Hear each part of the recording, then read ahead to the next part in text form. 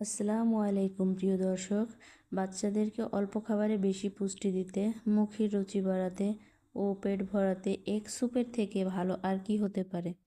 প্রিয় দর্শক, আজকের পর্বে 10 মাস থেকে 10 বছর বয়সী বাচ্চাদের জন্য খুবই পুষ্টিকর ও মজাদার হাই প্রোটিন সমৃদ্ধ এগ স্যুপ নিয়ে হাজির হয়েছি।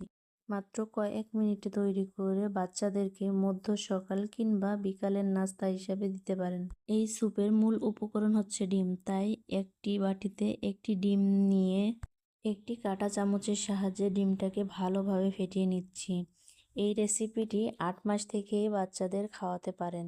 সেই ক্ষেত্রে ডিমের সাদা অংশটি বাদ দিয়ে শুধু ডিমের কুসুমটি নিয়ে নেবেন। আর যদি 10 মাস থেকে খাওয়াতে চান তাহলে ডিমের সাদা অংশ সহ পুরো একটি ডিম নিয়ে নিতে পারেন। ডিমটা ফেটানো হয়ে গেলে একটা সাইডে রেখে দিলাম। অন্যদিকে স্যুপের ঘনত্ব ঠিক রাখার জন্য একটি বাটিতে 2 চা চামচ চালের গুঁড়া নিয়ে পর্যাপ্ত পরিমাণ মতো পানি দিয়ে ভালো মতো গুলিয়ে নিচ্ছি। এখানে চালের গুঁড়ার পরিবর্তে ময়দা, কর্নফ্লাওয়ার অথবা ওটস গুঁড়া করে নিতে পারেন। চালের গুঁড়াটা ভালোভাবে গুলিয়ে নিয়ে সাইডে রেখে দিলাম। চুলায় প্যান বসিয়ে 1 চা চামচ পরিমাণ মতো তেল দিয়ে দিলাম। তারপর দিয়ে দিলাম 2 কোয়া কুচানো রসুন। এখানে আপনারা তেলের পরিবর্তে ঘিও ব্যবহার করতে পারেন। চুলার আঁচ মিডিয়াম টু লোতে রেখে রসুনগুলোকে হালকা বাদামি করে ভেজে নিচ্ছি। রসুনটা বাদামি হয়ে আসলে দিয়ে দিব গাজর। আমি এখানে একটা গাজরের অর্ধেকটা একটা গ্রেটার দিয়ে গ্রেট করে নিয়েছি। গাজর দিলে খাবারটা যেমন কালার আসবে, তেমনি গাজর থেকে বাচ্চারা বিভিন্ন ধরনের পুষ্টি উপাদান পেয়ে যাবে। তবে আপনি এখানে গাজরের পরিবর্তে অন্য সবজিও ব্যবহার করতে পারেন। আমি প্রথমেই বলেছি গাজর দিলে এই স্যুপের কালারটা সুন্দর আসবে।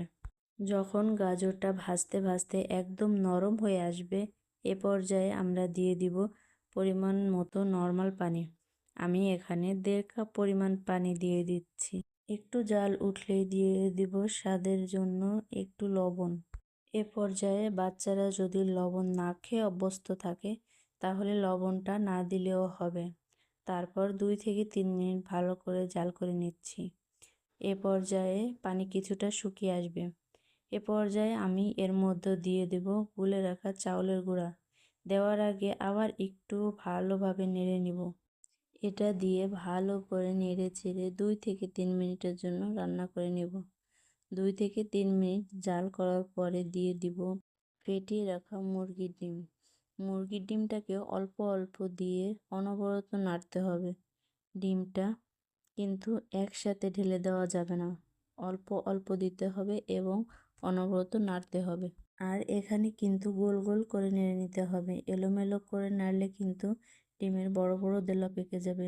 এর মধ্যে দিয়ে দিব সামান্য পরিমাণ মতো মরিচ কুচি। আর বাচ্চারা যদি ঝাল একেবারেই খেতে না চায় তাহলে ঝালটা স্কিপ করে যাবেন। নেড়ে চেড়ে খাবারটা নামিয়ে নিব। এই তো তৈরি হয়ে গেল বাচ্চাদের জন্য খুবই পুষ্টিকর ও মজাদার এগ স্যুপ রেসিপি। তো দর্শক, এই ছিল আমার আজকের আয়োজন।